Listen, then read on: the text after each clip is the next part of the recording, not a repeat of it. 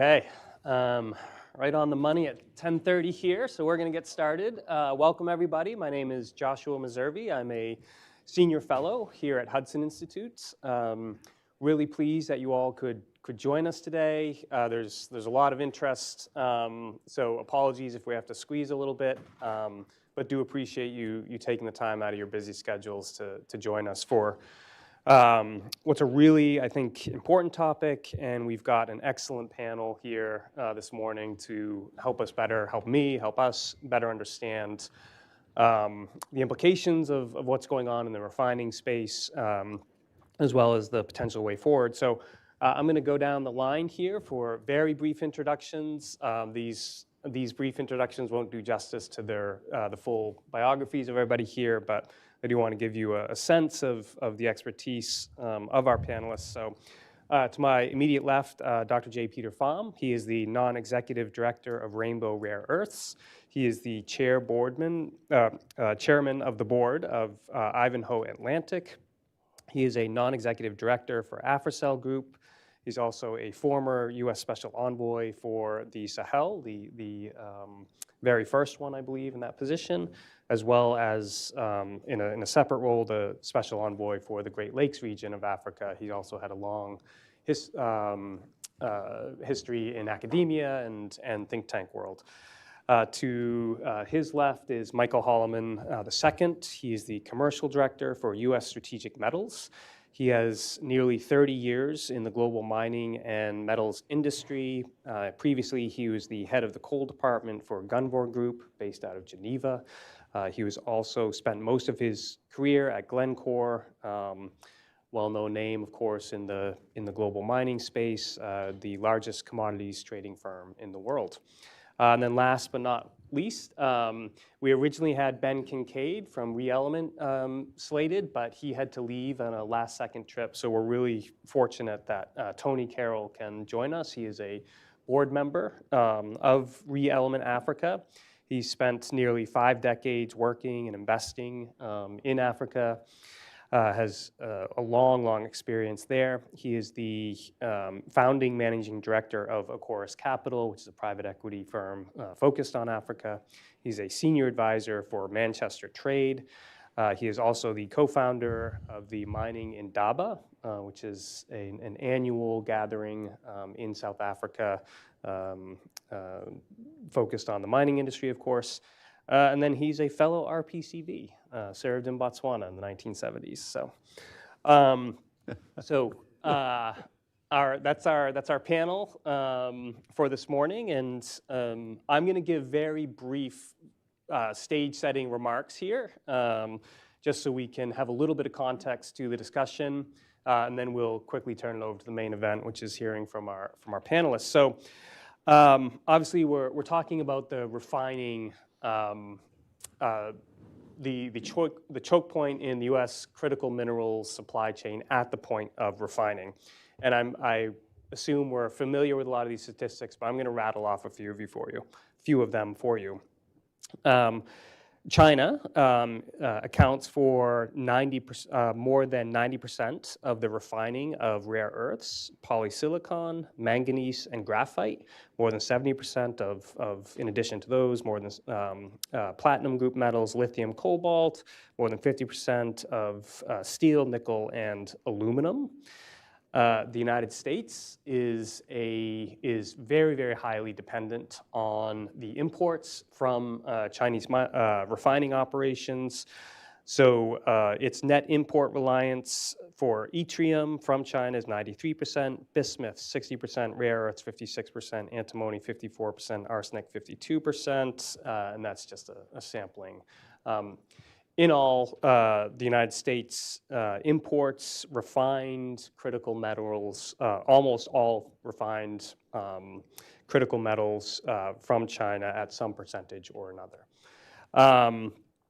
And then we have very recent examples of China being willing to use their dominant position in the refining space as leverage in geopolitical disputes. So we saw this first in 2010 when it banned rare earth element exports to Japan during a dispute that they were having. In 2024, they put export controls on graphite and tungsten. In this year of April, they restricted the export of 7 rare earths to the United States. They expanded that just this month and added another 5 to that list. So now they have export controls on 12 of the 17 that are relevant to the US. Again, that's just a very, very quick snapshot to sort of give some context to the discussion today. But I do want to get now to our panelists who can speak much more in depth from their expertise on this issue. So first, tell us about your companies that you're representing here today. Exactly what do they do in the refining space, and how is that helping the United States with this challenge that I just very quickly outlined there? Well, thanks, Josh, and thanks for putting this panel together for, I think, an important discussion, one that, as we've seen just in recent days, has really the strategic and national security implications of which perhaps have long been latent, but now certainly are in the forefront. I'm here today as a member of the board of Rainbow Rare Earths, a publicly traded, London-listed company. We do have some mining assets, but our primary value, if you will, to this conversation is what we're doing in Palabora in northern South Africa, but which we're about to, and I can say this now since our annual report was released to yesterday at the close of the markets. We're also finalizing a joint venture agreement with another U.S. company, Mosaic, to do with their, in Brazil, much larger project, and which is cutting through the mining bottleneck in rare earths, which is where a lot of the costs that my colleagues can talk about are at, and moving directly to refining from waste byproducts. We've unique technologies using proven methods relating to using already cracked substances. In our case, the remnants of phosphogypsum stacks, which are the waste remnants of mining for phosphorus and production of phosphoric acid for agriculture and fertilizer. Our Tier 1 project in South Africa at Palabora, which will be online, inshallah, as they say, within the next 18 to 24 months, will produce roughly 1,750 tons per year of neodymium, praseodymium, and a mixed oxide, separated and ready for OEMs, as well as about 80 tons per year of heavy rare earths, dysprosium and terbium. And altogether, that's an output that will produce roughly 6,000 tons per year of permanent magnet production. So that's just out of one asset, and we have several larger ones in the pipeline. And the key there is cutting through and lowering costs, because that's where China has its advantage. It sets the price because of the both the mining and refining capacity that you mentioned, and it's able to undercut anyone else in the market. And we lower our costs by, if you will, bypassing the mining, stockpiling, sorting, crushing phase, and moving right into chemical separation, and using also a bit of chromatography in it. So it's a unique IP, but it's one that enables us to lower our costs significantly. It doesn't de-risk it entirely, and we can talk later on about how the US government and other friendly governments can de-risk both the processes and the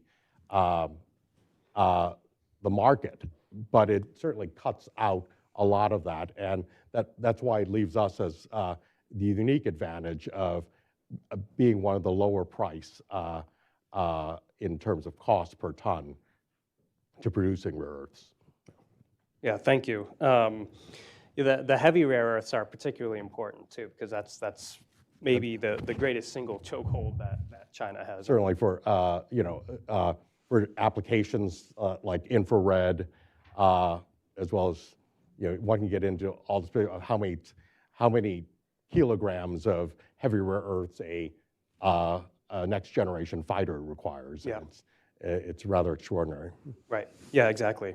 Okay, so let's move to Mike. So same question for you. Tell us a little bit about your company, what you do in the refining space, and why what you do can be helpful to this dilemma we're discussing here. Sure, Josh, and thank you for, again, organizing the event.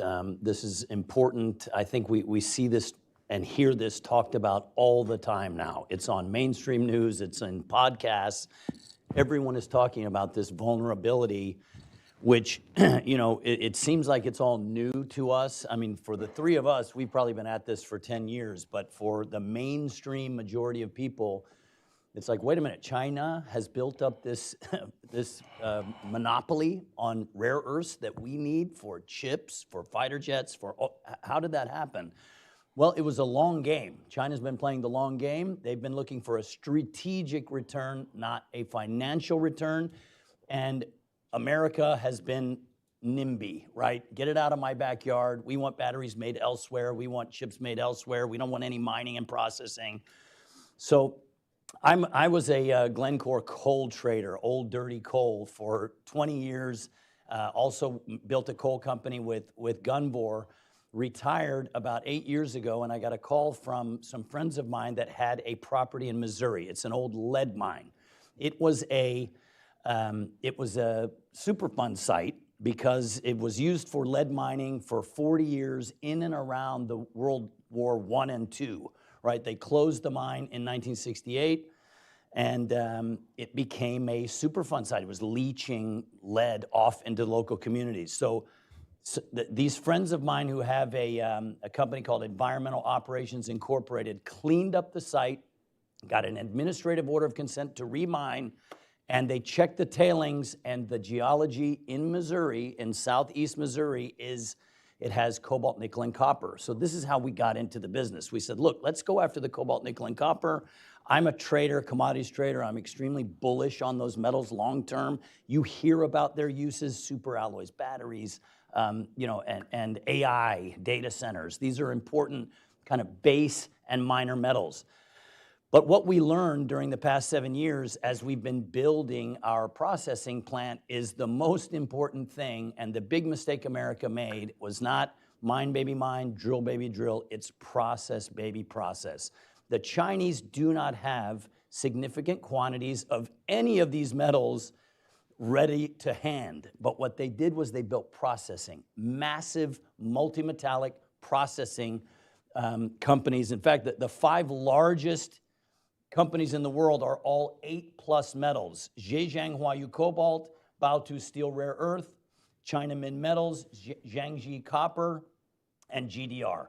All 5 of them produce many, many metals. Some of them mined nearby, but most of them brought from around the world, Latin America, Africa, where they dominate. They spent at least $3 trillion over the last 20 years buying mines and getting access to this metal. But that's not why they controlled the game. They controlled the game because they built processing, major hubs of multi-metallic processing.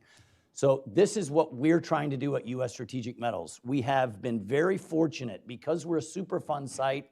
We are permitted to handle metallic mineral waste, which is going to be a big problem for all the many projects. You see literally a universe of new rare earths projects and things, popping up in America, all good projects, I'm sure, and exciting people with financing, good ideas. They're going to run into permitting problems. When you process any of these things, any of these metals, rare earths, cobalt, nickel, copper, whatever it is, you will have metallic mineral waste. It is very difficult to find places to put this stuff. It has already led to a disaster, a classic example, Li-Cycle. I don't know if there's any Li-Cycle people here. I feel for you. We really wanted to help you succeed, but they built a nice, big, black mass processing plant to take recycled lithium-ion batteries and return them to nickel, cobalt, and copper, magnesium, graphite from the batteries. Mm-hmm. Well, they ended up with all this waste, 100,000 tons of sodium sulfate, not necessarily a bad actor, but what are you going to do with it? You're not going to store it in New York. You're not getting permitted. So they looked around. Can we ship the waste somewhere? That was too expensive. Glencore, our partners, said, listen, you can bring it to Canada.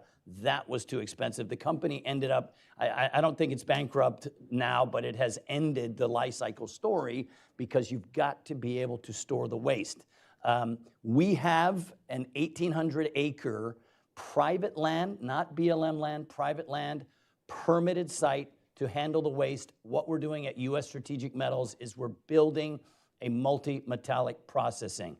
Our own expertise is for things like zinc, nickel, cobalt, copper, kind of base metals, minor metals. But we have, in the past year and a half, started partnering with technology people. We've actually been in discussions with ReElement, which have a very interesting new technology, chromatography, which has a lot of potential. We're kind of old school. We're going to start with solvent extraction, things that we've seen at scale working for many, many years, but we're open to the cool new tech, and I think America should be open to the cool new tech. But let's don't forget, tried and true ways to do it, and we have to get back in the game. We're deeply into Africa. We're going to be bringing cobalt from the Congo. We're also working on the Shamaf deal, which is a massive copper cobalt deal, looking at rare earths, including the heavies from Uganda and scandium. There's a bunch of metals that we're looking at, and we just feel like a multi-metal recycling hub provides a lot of efficiencies. There's a reason Umicore, Korea Zinc, Kazzinc, and the big five Chinese are all doing 10, 12, 14 metals at single sites. It's because it works. It's more efficient, and it's a better way to do it. That's U.S. Strategic Metals. Yeah, thank you. We could do a whole panel on the permitting and the regulatory environment in the United States, which is a massive impediment to implementing some of what we're going to be talking about here. And I was struck, you talk about the long-term Chinese strategy around this. It goes back to the late 80s. Deng Xiaoping first started talking about this. So that gives a sense of sort of their long time horizons and the fact that they've been working at this for decades. All right, so Tony, same question to you regarding ReElement, and Mike teed you up a little bit there as well. Yeah, thanks. And thanks, Mike, for teeing this up for me. It's great to see all of you here, many friends for many, many years, many former ambassadors and diplomats and military and State Department. I'm honored to be among you. Anyway, I'm not a technician. I mean, I do probably only know enough to be dangerous. I did spend a year at the Colorado School of Mines as a fellow, so I'm not able to talk much about metallurgy, but I am willing to talk a little bit about ReElement's genesis and and Mike touched upon our technical strategy. ReElement also was born out of the coal industry about 10 years ago to executives within a traditional coal company who started to explore the prospects of developing and using chromatography to refine critical minerals and rare earth elements. They got into a discussion with Purdue University. Purdue University is, I think many of you would know, one of our leading engineering schools. Purdue University has been spending almost a decade in using chromatography for the production of medical applications for insulin. And so this technology was basically devoted to use for health applications. But the Professor Wong at Purdue started to try to deploy that technology because sometimes these things wind up being useful for other purposes. And Eli Lilly had given a large grant to Purdue as a neighboring Indiana pharmaceutical company to explore the use of chromatography for the production of insulin. But the team at ReElement that was formed to pursue this technology was able to explore and eventually acquire the IP from Purdue University. And as Mike was saying, the technology is basically chromatography as opposed to solvent extractions, both of which are important to the supply of rare earths, heavies, and lights. But our process is a much more benign approach. We use less energy. We have much less environmental waste to deal with. We use much less footprint. Our footprint is minuscule compared to solvent extraction. And I think we're really, at the pioneering edge here of being able to have a nimble solution to processing rare earth elements. And what I think our nimbleness is really attractive to the Africans is that Mike has an historic property that's in Missouri that obviously can be deployed very effectively for many, many purposes. What I think ReElement brings is the opportunity of doing this processing at site. So we're able to do either at or near site processing in Africa, which of course is something that the Africans are very much keen on, deriving more value for their mineral resources, and we are able to offer that opportunity. We'll also continue, we've just in the construction stages of building a large facility in Indiana, so we're already permitted that. We're up and running and doing our work there. So we'll be able to both use and produce minerals, rare earth elements in Indiana, but also be able to deploy this technology in the field. And as maybe some of you have read, we're in partnership with Pensana, which is a European company to do processing in Angola of rare earths. And we've already signed an agreement with a large magnet manufacturer, so we'll have an end user for those materials. So the beauty of what we have is it's more energy efficient, it's more environmentally benign, it requires much less of a footprint. I always am reminded about Peter was early into the argument that it doesn't make any sense to bring raw earth across waters to process them somewhere else. And Peter, I think we're guided by your advice many, many years ago about that. And I think our beauty is our ability to deploy in the field, to be able to achieve more value for Africans in their mineral resource bounty, and to do it in a more responsible way. So we're excited about this. We're not as mature as some of the companies that are doing this, but we believe that our technology is one. And Whitney, good to see you. We reserved that seat for you. That's all right. He's buying lunch. Yeah. Anyway, I think we're really off to some exciting, and we're looking at venturing with others to do the work. And let me just say on the sort of larger issue of the China dominance in this field, I actually started off as a mining lawyer. I went to the School of Mines, studied mineral economics, got a law degree, and was doing a lot of work in mining in Denver, Colorado, which used to be probably the most sort of the core headquarters of U.S. mining investment. And the U.S. basically exited the mining industry, in part because of some of the environmental rigors which came to the fore, and basically in the processing space as well as the mining space made it unviable.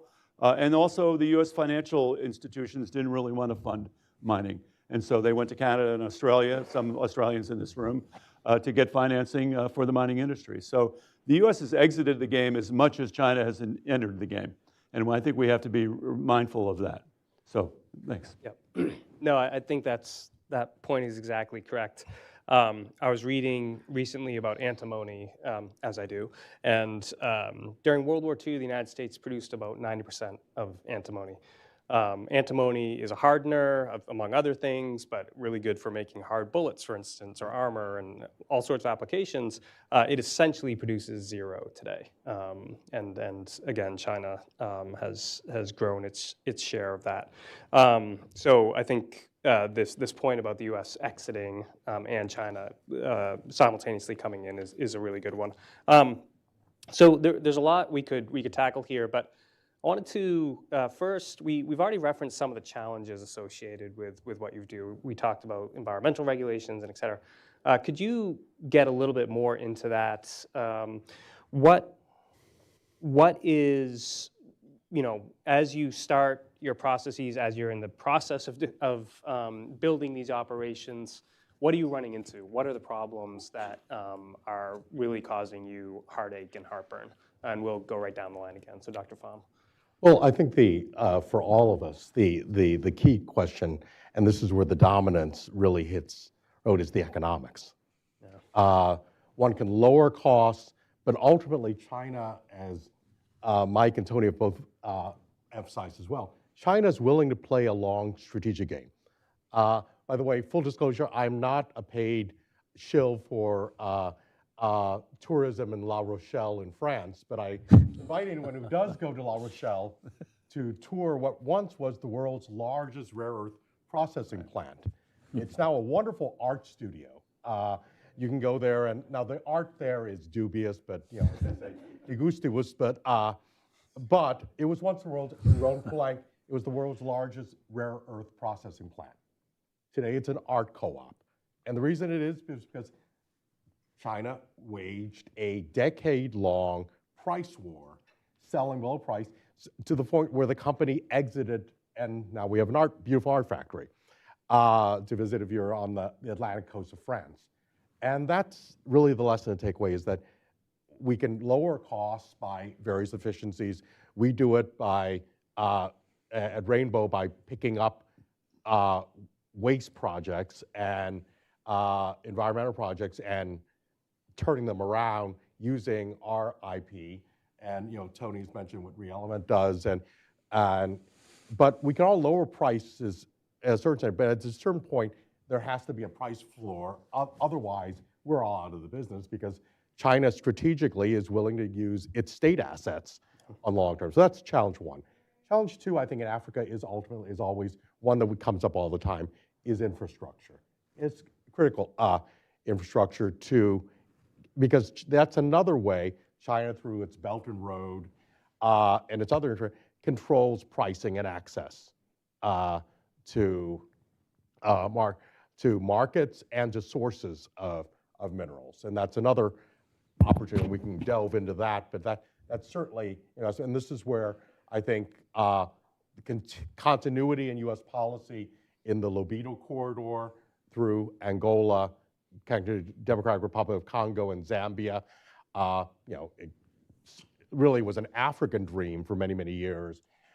Discussions began in the first Trump administration, picked up speed under the Biden administration, now continues with the support of the current Trump administration. And other corridors in Africa. I chair, you mentioned the board of Atlantic. We're doing another strategic corridor with strong support. Again, this unblocks it not only for ourselves as individual companies, but for other U.S. investors and other allied and who don't want to go on Chinese infrastructure. And so that's another little roadblock to block. And then finally, I think here domestically, it's also investing here in the human capital aspect, not just the financial capital, which my colleagues have mentioned about why companies list on first the Canadian exchange and now more on the Australian exchange, but also the human capital to process. I mean, Colorado School of Mines is a great institution.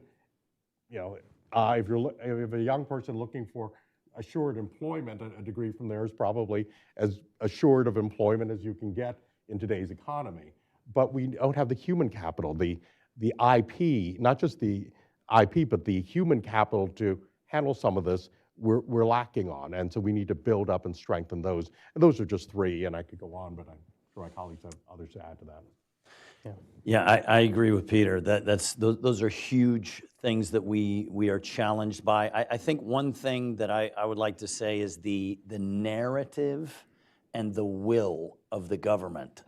These are the two things that we struggle with, because we've got a lot of narrative out there that mining, processing, bad.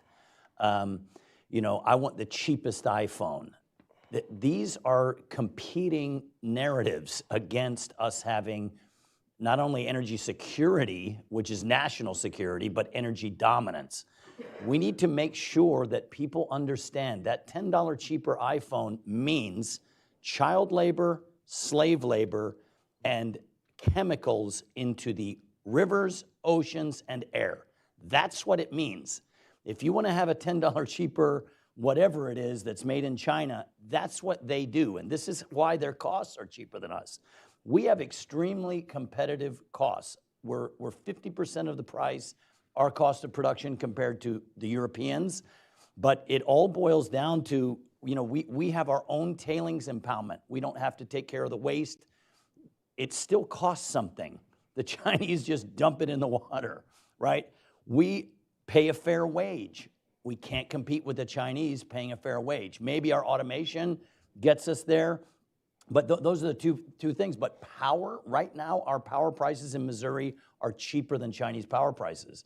So we're there, we're nearby, but we don't have a will, in my opinion, of, hey, we must get this done now. It's like when we talk to the DLA, not long ago. They were saying, well, we had a strategic stockpile, but it was a law written during war. So we really kind of need a war in order to build up a strategic stockpile. You know, we were gobsmacked by this kind of comment. They, you know, it was later walked back and they're trying to build a strategic stockpile, but we don't have the stocks. Tomorrow there's a war, we're in big trouble because we don't have a strategic stockpile. So I think we need to get onto this, we need to get away from waiting until the last minute when our back's against the wall. I know that's democracy, 3 steps forward, 2 steps back, all for it. But this is one place, national security, that we need to get out of the way. Forget about it. We'll do it cleaner. And this is also our fault. We can process cleaner by far because we have to. We're on a Superfund site. We have EPA, water, air, soil, every month. They're checking to make sure we're not doing anything wrong. You think that happens in the Chinese? You think those big, you know, black smokestacks belching, you know, waste into the air, you think that's the way they do it? It is not the way they do it. We can do it clean. It's worth the extra 5 cents. That's why we're heartened by a deal like MP, where they put a price floor for the NdPr. It's 105% higher than the spot price. Love that. We don't need that much, but still, that's a great signal that we're willing to support. And by the way, when the Chinese, when Huayu Cobalt sells $9 cobalt to cattle, which makes a battery that goes to a BYD car that is now better than a Tesla and much cheaper, right, like $10,000 cheaper, Huayu is not making money. They are losing money, but they are subsidized by China Inc. Cattle, the middleman of the battery process, is not making money. They're getting a widget, a super cheap widget into BYD to beat Tesla. That is called a whole of government approach. That's how they attack this. They consider us to be at war as far as this, this rare earth and critical mineral war. We are not involved in this war. We're dancing around it, talking about it. So we want to see funding. We want to see political will. Jump in, fund all of us that are in the space that have legitimate projects, and let's get them going. We will work out the details of, you know, how we pay back, how we have sustainable pricing over the long term, but we need to get involved. We're not involved right now. Let me approach this with 3 points. First of all, unlike any foreign investment, you want certainty. You want to make sure that the rules and conditions that you're entering into a business marketplace are here now and they're going to be 5 or 10 years down the road, because mining itself is a long cycle. Even processing is going to be a long cycle. An average mine will take anywhere from 15 to 18 years from exploration to production. And so you want to be careful, that you want to be certain that the investment environment that you entered into is the investment environment that you're going to have when you get to be operating. So that's, certainty is one important thing. Related to that is trust and realism. I was fortunate enough to serve in Botswana as a Peace Corps volunteer, and I probably don't say that enough. Botswana developed a long-standing relationship over 50 years with De Beers that gradually saw De Beers do more and more and more and more value addition in Botswana. That relationship was based on trust. It was a matter of just careful negotiation and realistic expectations. The idea of having a blanket export ban from day one is going to, I think, not benefit Africans. It will probably restrict investment. So I think there's got to be a sort of, you could say in 5 years we want you to do your processing here, but I think the idea of having an export ban is not a good idea. I think it could create, Africa has 35% of the world's critical minerals. That means 65% are elsewhere, and that means they'll go elsewhere. It'll also advance the idea of substitution, that they'll use other chemical and mineral platforms to develop alternatives to the materials that they're getting from Africa. So there could be a losing proposition over time by having export bans. And the third thing that I'm going to offer is the idea of regional integration. So if you know, the ReElement strategy is either we'll do tolling for you, we'll do processing at your site and you pay us a fee for doing that processing, or we'll actually be an investor and take that raw material and sell it to our customers down the road. So we'll either be a toller or we'll be an investor. But what's going to happen, and we learned this, believe it or not, from the cocoa industry in West Africa. When Cargill went in and invested in the Côte d'Ivoire to build a cocoa processing plant, that all of a sudden opened up the supply of cocoa from across Cote d'Ivoire. I think the idea here is if we're able to build a processing plant in, say, Kenya, that is going to incentivize the development of mines that can supply that processing factory. We've already had these discussions elsewhere that an individual mine might not in itself be economically viable to do processing, but 5 mines that could supply 1 processing plant could. So all of a sudden you're opening up the opportunity of 5 mines being viable that were not viable before by building a processing plant. The idea that this also has to come across borders, so that if you're in one country and you want to do processing, say in Palabora or Saldanha Bay, which is another place to look at, you want to be able to bring those materials in from Botswana, from Namibia, from Zambia, and elsewhere, and being able to do the processing.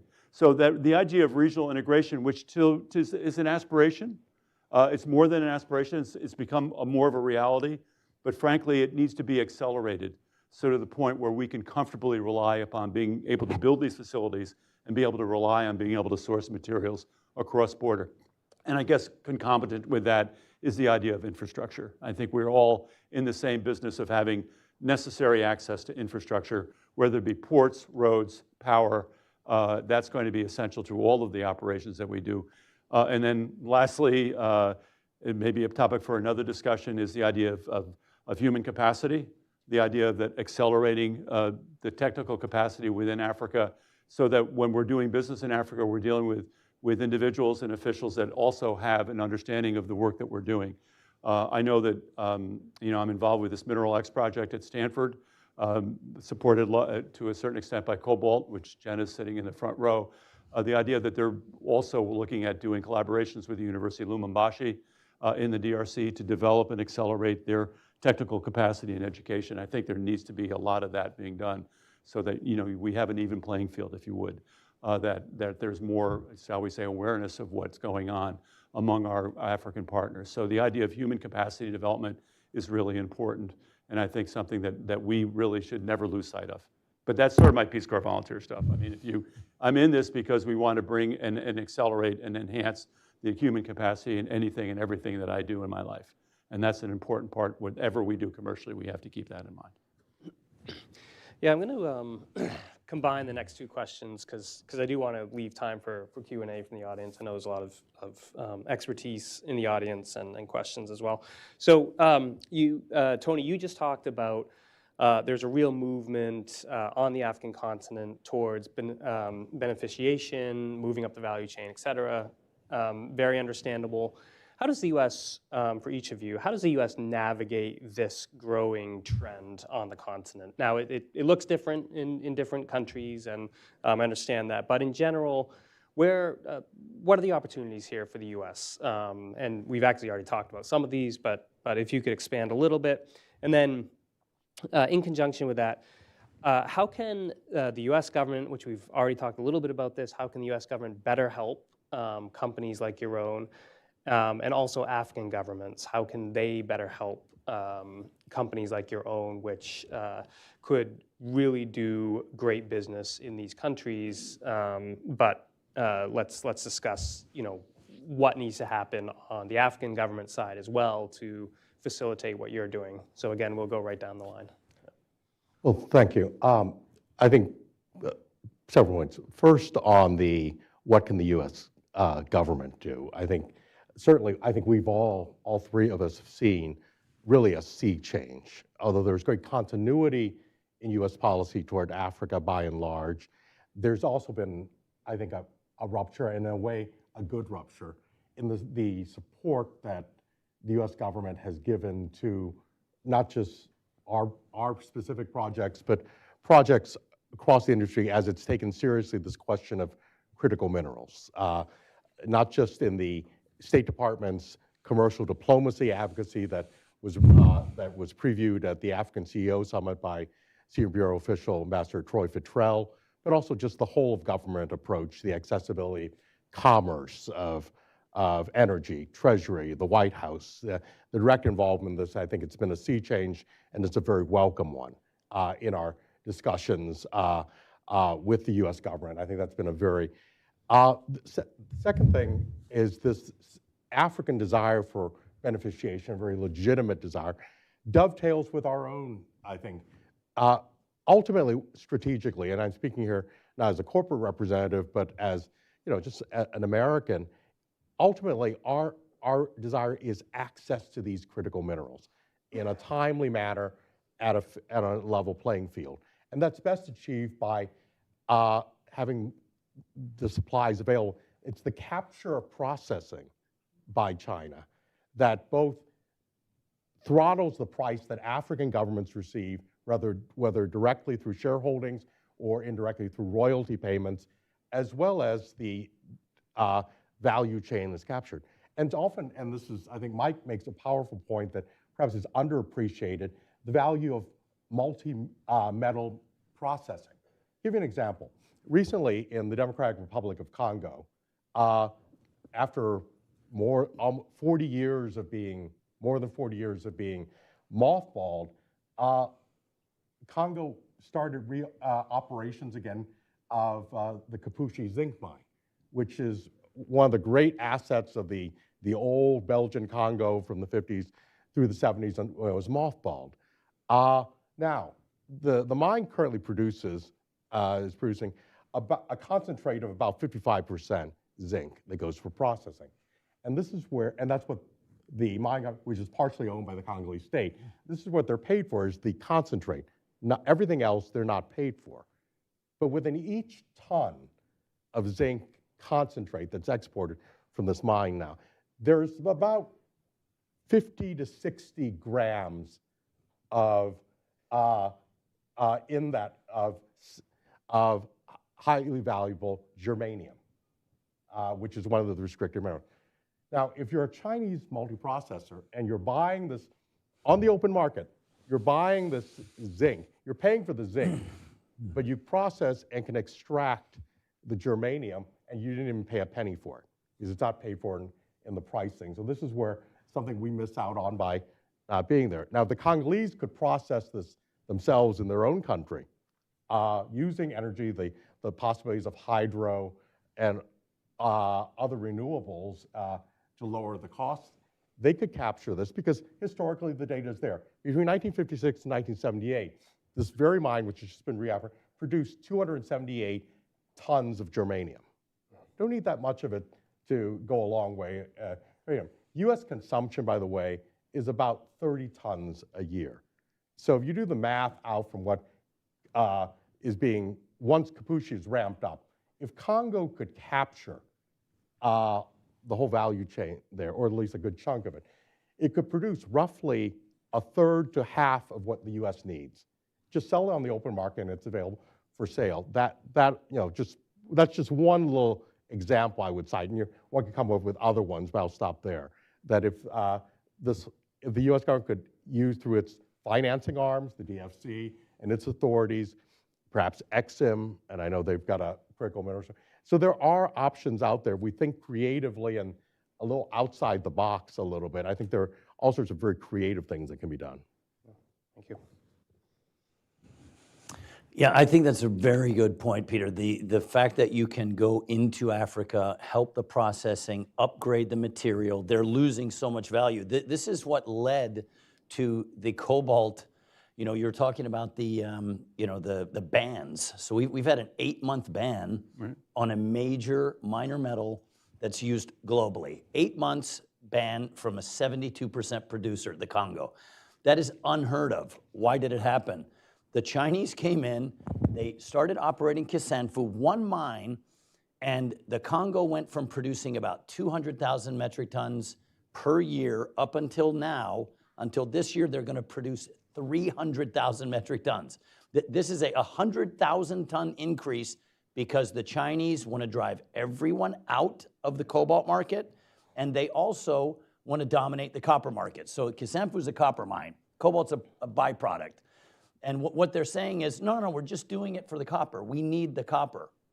But it was so bad that the Congolese, very rightly, super astute move, is they said, listen, we will make less this year, 2025, on cobalt, with a 100% increase in production than we did when we only had 100,000 tons of production. It is such a big move that they blocked all exports. So there are ways to use export bans properly. I think this is the right one.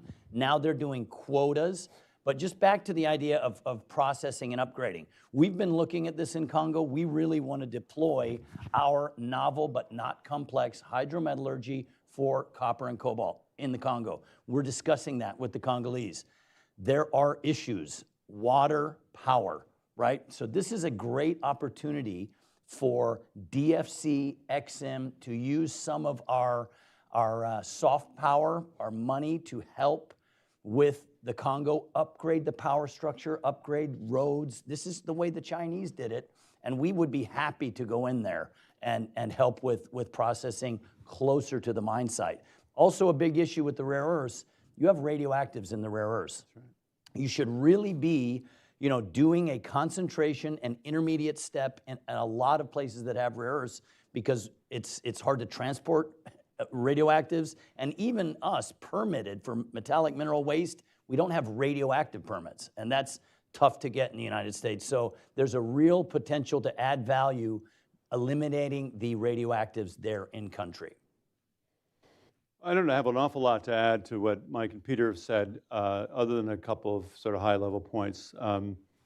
First of all, while we seem to have a lot more ambition and institutional capacity for the U.S. government to become involved in different ways, including equity, and Peter and I can remind you of many instances where getting to pull that trigger has taken an awful long time.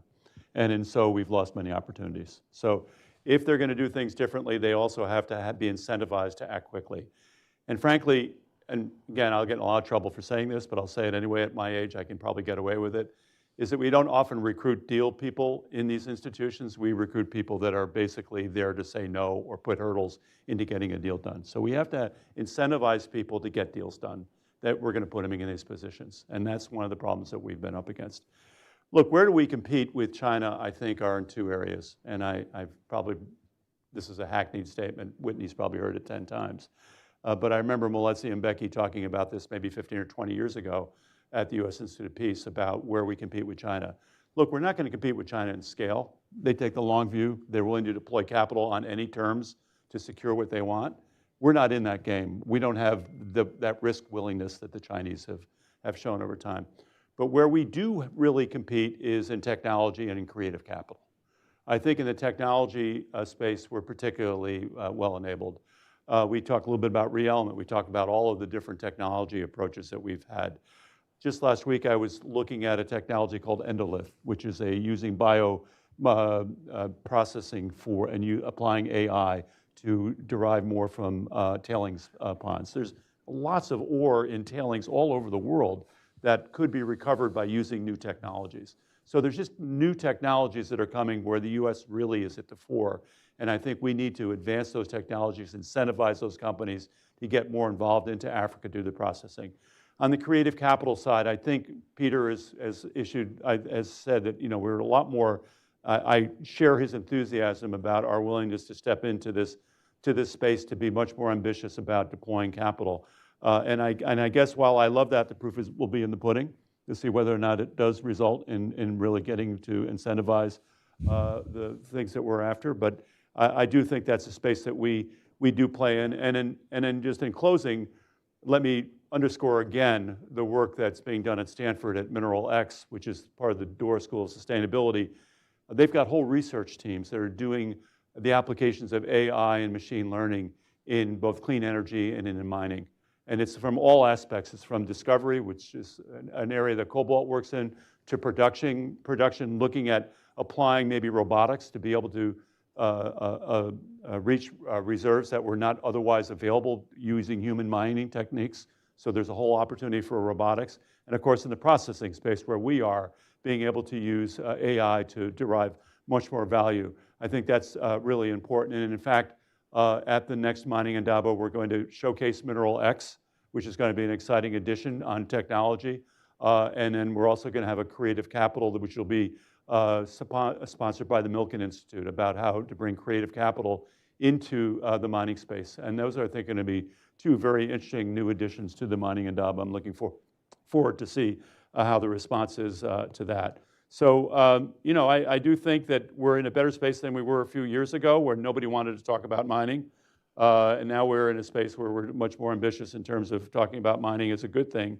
But again, I think we only now have a DFC CEO. We haven't yet got them reauthorized for funding. So there's some hurdles ahead that we have to deal with. Yeah, thank you. And thanks for tackling the technology issue. I had a technology question, but I do want to get to Q&A, because obviously technology will be a huge part of this equation, and will continue to be into the future. And I agree about the sea change. Like, these conversations happen constantly around critical minerals. I wanted to do the refining piece specifically because I think that's a little underexplored. And again, when you think about the numbers that I rattled off at the beginning, which was only a sample of the numbers, it paints a really dire picture. So, it feels like the conversation has changed. There is more energy around this, but as far as a really holistic, systematic, long-term framework and structure and strategy, that, I think, is where a lot of the work needs to be done for the United States. A lot of this approach, of which I'm very supportive, is ad hoc right now. We have to do everything we possibly can. So we have to be ad hoc while we get the structure and the strategy together. But I think that's the other big hurdle is how do we put a real sustainable structure around addressing this problem, which is going to be a decades-long challenge. Like, there's no doubt. We've been talking about the time horizons associated with some of these, whether it be refining or even mining, et cetera. So I do want to get to questions, so you can just raise your hand if you've got one. I think we have a mic somewhere, but if not, just you can emit. So I saw Aubrey, and then we'll go over here, and then Bemba.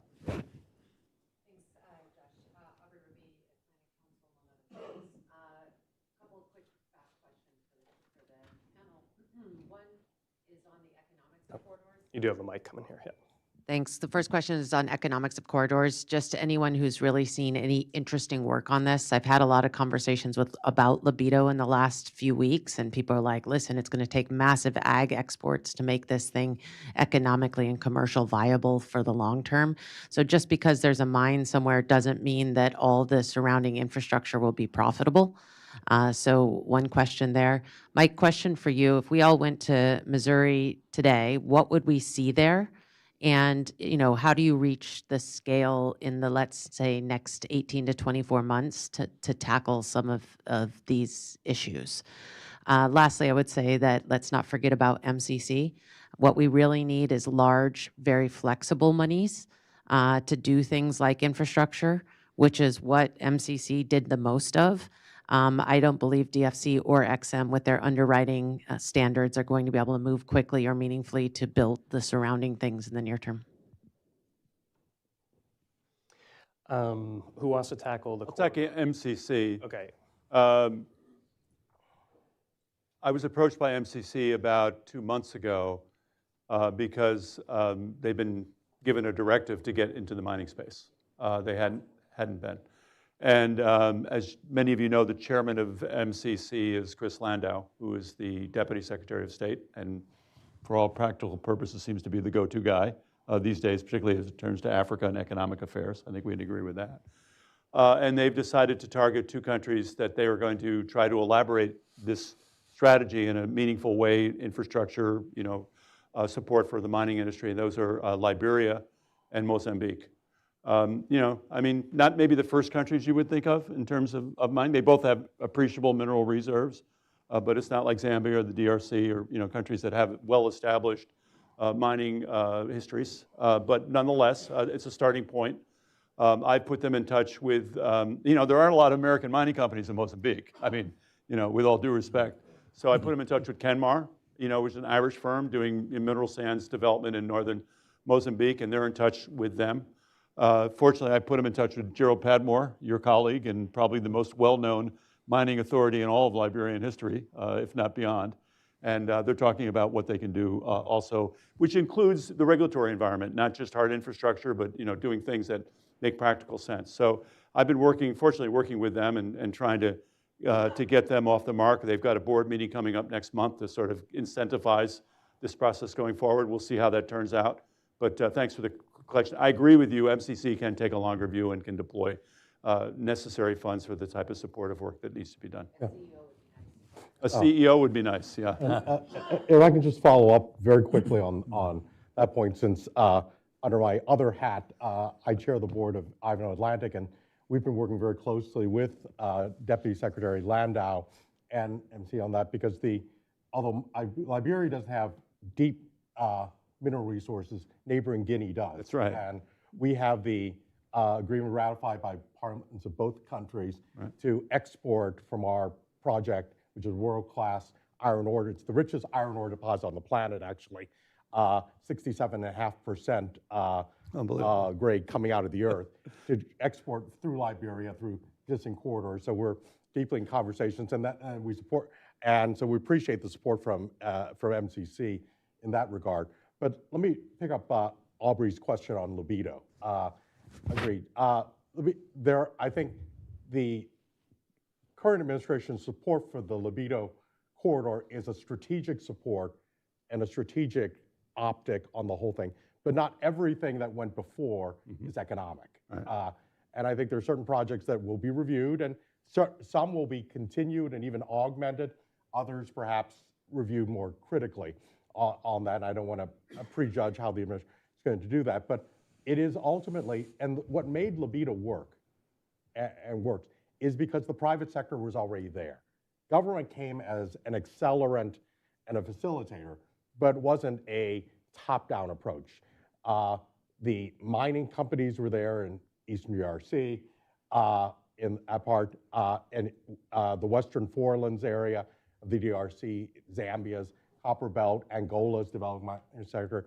Telecoms was there.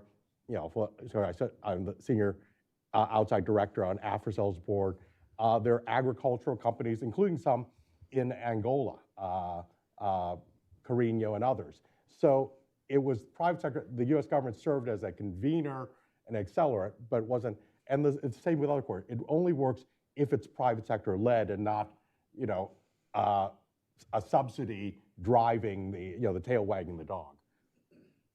Yeah, just on libido, you know, all you have to do is look at the road to Durban, right? Look at that road. It's 59 days. I have it on good authority. There's conversations going on with some trading companies. It revolves around Chamath, but one of the bigs wants the 1 million tons a year libido badly. So if you have major trading companies that are desperate to get this 1 million tons a year, they have stuff to put on that libido corridor. It's going to be a fabulous railroad and corridor. It's going to be highly profitable. Right now, it may look a little bit pie in the sky, but it will be fantastic. As far as what would you see if you came to Missouri right now? So we are out of the ground. We have all of our concrete is poured for solvent extraction. We have crystallizers up. We are building our hydrogen reduction. We have a concentrator that we built in 2019 that is, we can turn it back on right now. We have enough of our tailings concentrate stored in and around that we don't need to be concentrating right now, but we have a fully fledged concentrator. We have storage with black mass ready to go as well. We have oxygen. We are 50% of the way down the not being brownfield anymore. We are a brownfield out of the ground active project. We do need money, long lead time things right now. We have an LOI with Exim, $400 million. We've been sitting in Transaction Review Committee 2 since February. You know, they haven't even decided on all 5 of the third party, you know, the third party people to review us, and that's a 3-month process. So we're kind of beating our heads against the wall. Now we have the new John Jovanovich is there. We think we're going to get some movement and traction, but really we're also doing a private raise, and you know the private capital is still sitting there saying, "Oh, cobalt price, copper price. Wait a minute, Chinese lithium, right?" So it's tough. Yes, we're able to have exposure to a bunch of different pricing. You're exactly right. That's one of our main pitch points. As ours, yeah. Yeah, and the timeline you just referenced with DRC or DFC, excuse me, is is totally representative of the problem that you hear voiced over and over again. Yeah, by- if we had a check today, 12 months, we could be turning on for our for the beginning of the processing plant in 12 months, 12 to 14 months until ramp to first cobalt production.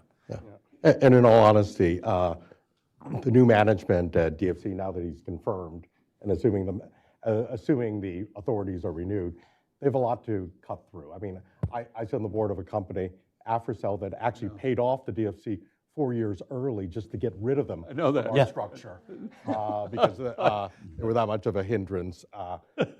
On that note, if you're interested in libido, in the Department of Shameless Promotion, coming to Apple TV this week is a documentary on Libido Bound, on tracing the whole trajectory of the libido corridor. So it's on Apple TV this week. Interesting. I watched that right after Slow Horses. Yeah, yeah. I remember the story you telling me about signing the DFC paperwork for sale, and your hand started cramping up and ran out of ink in your fountain pen. And reduced to signing with a ballpark point. Okay, yeah, I want to do a whole separate panel on DFC and XIM and et cetera, because we've been talking about this problem for years already, and I know people are working on it, but it's very frustrating sometimes to listen to. So we had one over here, and then we'll go back to Vemba. Yeah. Oh, gentleman in the green tie, I think, was first up on that. Yeah. Hi there, my name's Quill Robinson. I'm with the House Foreign Affairs Committee Majority, and I cover DFC and minerals. So appreciate this conversation. You talked about the need for grand strategy. You talked about some of the different tools that are important. Could you get a bit more granular about Africa and what particular tools are most important, like MCC, if we're talking about EFC, is it equity, is it debt, is it political risk insurance? Can you just get a little more granular about what are the specific tools that are very important that perhaps differentiate Africa? Who wants to tackle that? Before. I would say all the above. But they need to be coordinated. They need to be coordinated, and hopefully, the State Department's commercial diplomacy strategy, which had general buy-in across the interagency, helps a little bit, but there has to be coordinated action. Otherwise, you often have I can say this now. I'm out of one of my great satisfactions was reading on when Doge was active earlier this year, was the elimination of a senior advisor role at Embassy Kinshasa that had been contracted out to one of the Beltway bandits. Apologies to any Beltway bandits in the room, but at $2 million a year. And the job, and I was curious, so I reached back to find out what this role was, because it turns out that for several years, State Department had been awarding this contract to send someone out there on a contract not to open doors for American mining companies or processing companies, but to create local NGOs and other activists to obstruct investors. That was that's an extreme example, but it's telling that about lack of coordination in the whole of government. But all those tools are useful. Equity is even a minimal de minimis equity stake in effect is political risk insurance. Mm-hmm. Who wants to expropriate from Uncle Sam, especially under the current administration? Certainly financing is helpful, EXIM or DFC or infrastructure finance through MCC. So it's all the above, but it all has to be tied together and holistic. Otherwise, even if DFC and EXIM are financing your mining or beneficiation in Congo, if state is ginning up opposition to you, not organic opposition, but opposition being literally ginned up, that's not going to be helpful. Let me add on the commercial diplomacy piece. Look, we have to be on the playing field. And I don't think we've been on the playing field for a long time. The Chinese have filled a vacuum We haven't really deployed effective and deep commercial advocacy in this area for a long time. So I think we have to have people on the playing field as well as just having institutional capacity. The one thing I've learned in this town, and I came here in 1986 as Assistant General Counsel of the Peace Corps, had the opportunity to work from a distance with people like George Shultz and an incredible discipline within that realm. It has to have high level buy-in for all these institutions to march in line. I was pleased that the White House has a energy dependence task force headed up by Jared Agan, and that's sort of run rough herd over these various agencies to make sure that they're keeping their eye on this issue of developing our independence in terms of energy, and that includes critical minerals. They're very much in risk. I was with Secretary Burgum in Milan for the GasTech conference, and he's the Secretary of the Interior, and of course, they are in charge of USGS. And boy, I mean, listen to him for 20 or 30 minutes. I mean, you'll want to sign up. This guy's very dynamic. Getting buy-in at that level sets the tone for everybody beneath them. You need that type of leadership. It's both being on the playing field and making sure you get guidance at the very top. Because if it isn't at the top, we've seen over the years in Republican and Democratic administrations, things dissipate down the line. So you really got to keep their eyes on this coordination role that Peter has articulated. It has to be at the highest level, and we have to be out in the playing field. Just last thing, Tony and Peter are exactly right. They're trying to address this with National Energy Dominance Council, which Doug Burgum is the chairman of.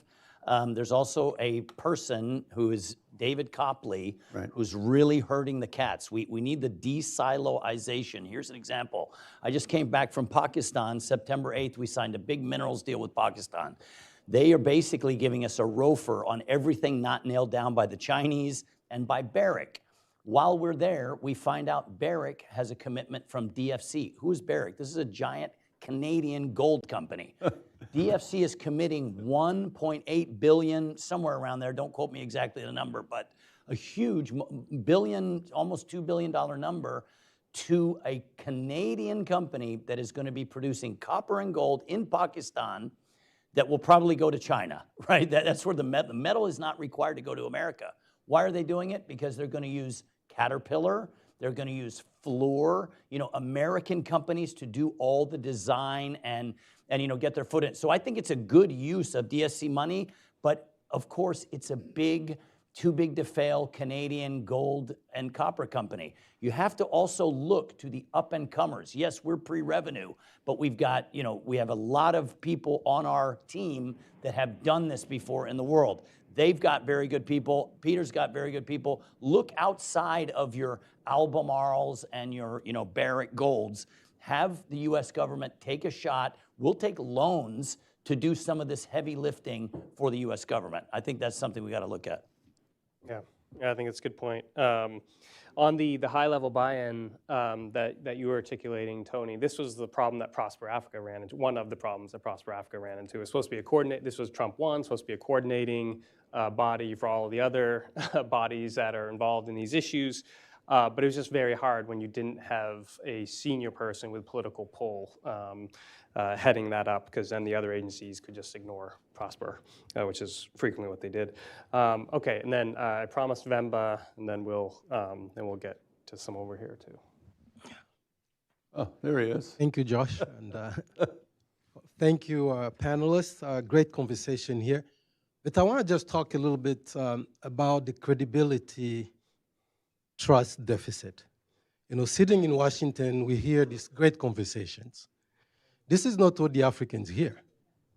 I was in Lobito, so everything we said about the Lobito in Benguela, that's not the conversation on the ground.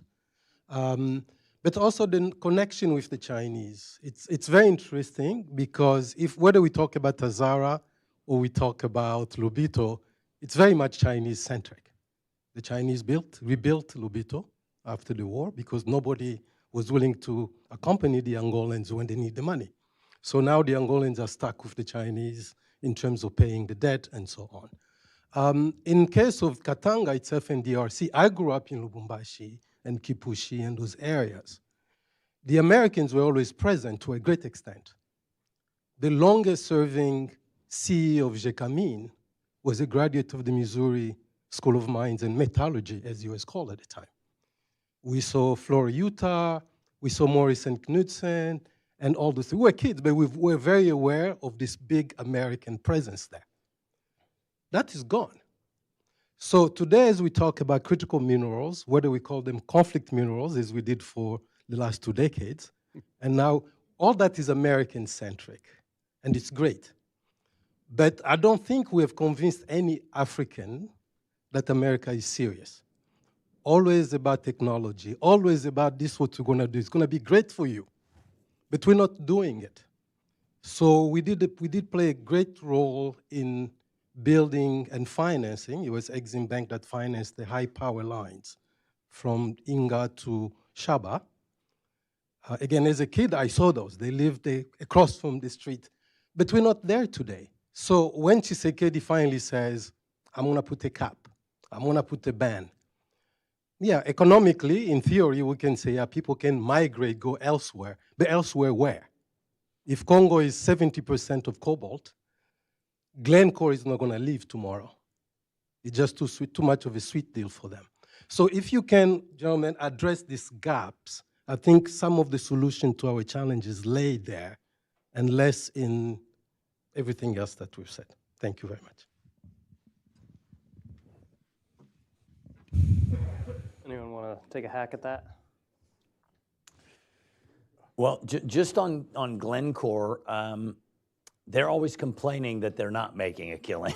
Just so you know, they're looking at potential partners for shares, maybe even selling Mutanda and KCC. They've been in discussions about this. It's difficult with the different governments there, but I think there is a real path with the Shemaf asset. I'm sure you're aware of the Shemaf asset. There is a U.S. group that is bidding for it. It's being blocked right now by the head of Gécamines, who I'm sure you know exactly who that is, who's interested in going a different way with Swiss, Moroccans. But there's a chance for Americans to come in and be a big player. I think we need to start with one asset and start going. And that play is interesting because it revitalizes Mutanda, right? They're going to take the Matoshi and the Etoile sites and have it processed at Mutanda. The hydroxide then will go to Meservey, to us. So this is a nice way to get America started, and we just need one anchor investment. And I think you'll see a lot of things change. Oh. Okay, good. There was a gentleman here that I saw his hand earlier. Yep.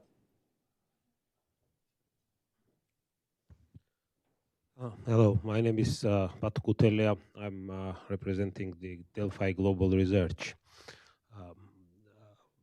A lot of issues were discussed in terms of the technological advancement that the US might have. And one of the issues briefly was touched upon was an energy issue.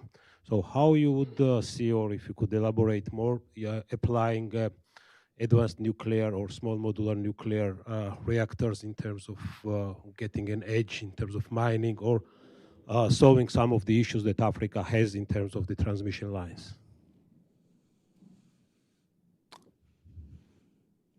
Well, I'm a big, in theory, a big believer in SMRs. And I think Africa is the right proving ground for SMRs because you're not replacing existing generation capacity in many instances. You're bringing a new technology. So I've been not only for refining, which energy, of course, is a massive shortage of energy, but for other applications such as desalination. Many African countries, our urban environments are growing so fast. In fact, in the history of time, no continent has urbanized as quickly as Africa is urbanizing now. And so there are cities, you saw it in Cape Town just a few years ago, but this is happening across Africa, that they're not able to build enough impounded water that they're going to be able to satisfy the needs of these rapidly growing populations. So small modular reactors could solve some of that problem because what's the thing about desalination? It's all about power. And that's what you really need. And so driving this will help in order to the benefit of not only manufacturing and processing of all types, but also for sort of social uses, which could include irrigation, it could include desalination and other applications that we haven't even really thought about.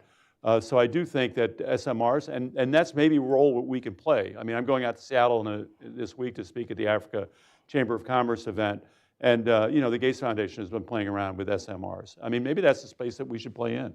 Maybe because the economics of it aren't really viable now and may not be viable for 10 or 20 years, but that's the space that really we can absorb that risk to make it happen, and maybe that's really where a field that we can play on. Well, the approach should be all the above, and it has to be tailored to the needs.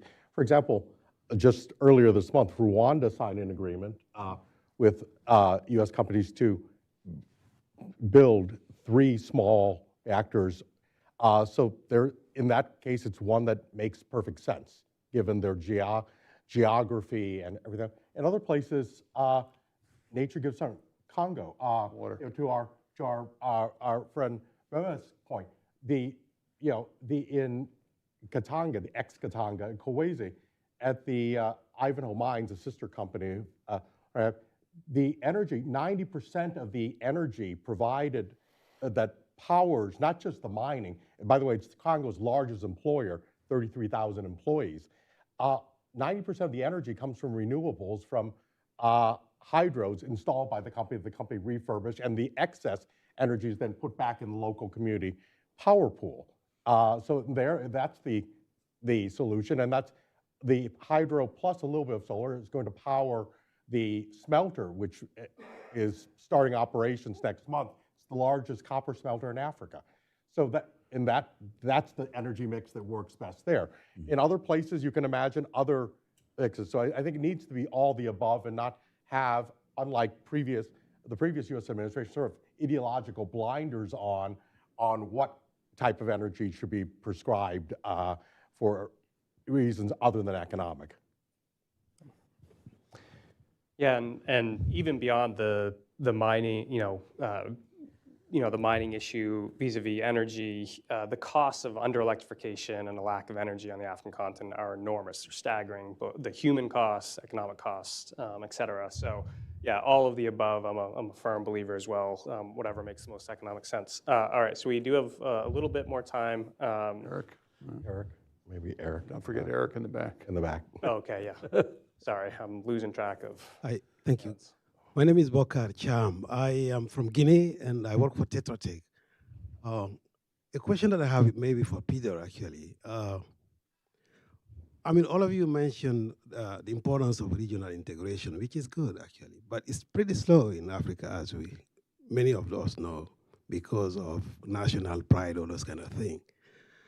You mentioned the iron ore reserve.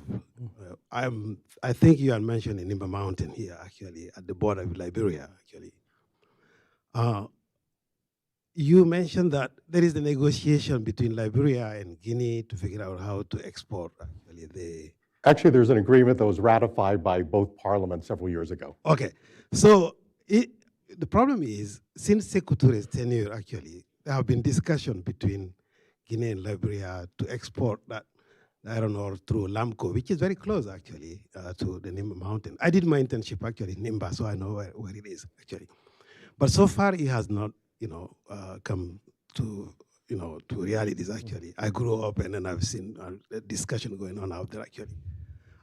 Now, up north, they have just started building right away from the Simandu all the way to Forekaria, actually, on the Atlantic coast, plus 600 kilometers, actually, built by the Chinese.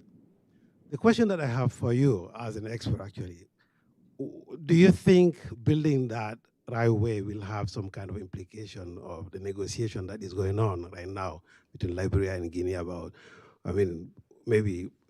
Not if you look at a map, my friend. Not if you look at a map. Simandu is 200 kilometers to Nimba Mountain. They're not building that. So it doesn't help.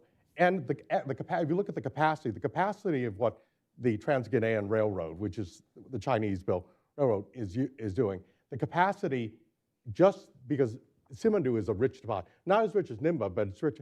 Well, already, in fact, they have more production than they have capacity. So there's no room on the railroad for anyone else to move on it. And so where Guinea's, if you heard 2 weeks ago during the IMF World Bank fall meetings. Guinea's Minister of Planning, Nabi Sila, was speaking about, as Guinea's plan for itself, and this is Guinea's plan, embraces multiple actors because it can be a regional hub. So there's no capacity on the Trans-Guinean for anything else. And even if there was, it's 200 miles of mountain between it and Nimba. So it doesn't work. So if you look at a map, your question isn't a question. It's really the only path for moving the Nimba resources to market and benefiting Guinea is a railway through Liberia, because it's only 40 kilometers exactly from Nimba Mountain to the railhead at Yekapa in Liberia, and then down to the coast, straight down. And then that eventually we will build, that spur necessary ultimately. But then Guinea can expand that northward to the border with Mali, and you then open up other vistas. So in a way, Guinea is poised to be, and I think, a regional hub for transport. And I think that I think is another added on value to that Guinea's government has increasingly recognized. I think they ran into some problems with disturbing the local chimpanzee populations as well when they were trying to blast their way through Simandou. That made national news for a while. All right, Eric, thanks for your patience. Eric Silla from Strafe, a business advisory company. Question builds on comments made earlier by everyone, and I think most of us in this room have spent our careers trying to elevate Africa as a policy priority in this town. So I think to boil everything down, it's like, how important is Africa really in this particular space? Are there alternatives? Could U.S. companies go to other countries and find just as compelling opportunities? And are we at a inflection point where now we can actually make a compelling argument to non-Africanists that Africa, in fact, merits more engagement in Washington? Or are we just facing kind of the similar dilemma that we've faced with, say, Prosper Africa, Power Africa? We can go back 20 years and see just a succession of discussions that we've had about why Africa matters, why the U.S. should pay more attention, and how China is out competing us there. So, a penetrating question there. Someone want to take first stab? I think no one's ever accused me of being a super optimist. In fact, I tend to be the Peanuts character with the cloud over his head. But that being said, I do think this is a unique moment that I've not seen, where there's recognition geology in a way is destiny. And Africa's geology positions it well to make a strategic argument that you cannot avoid the cobalt issue, for example. DRC possesses more than half of the Earth's known reserves and 2/3 of its production capacity at the moment. That's a fact. Our Palabora asset at Rainbow Rare Earths, it's the only project that's going to deliver separated oxides in the next 18 to 24 months to the U.S., to the Gulf of America.